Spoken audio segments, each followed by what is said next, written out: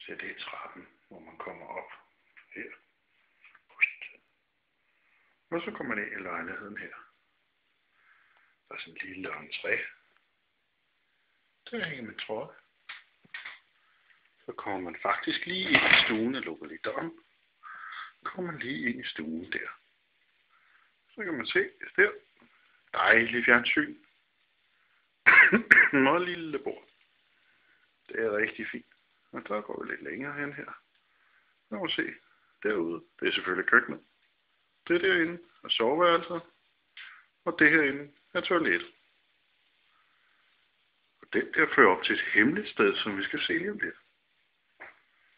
Se her. Ja, men er det ikke fantastisk? Både vasker og hvad det hedder, tørretump og hele balladen. Og den der nede i, der har de faktisk sådan en vandbeholder, de har stående alle steder med sådan en pose på. Det ser lidt mærkeligt ud. Prøv lige at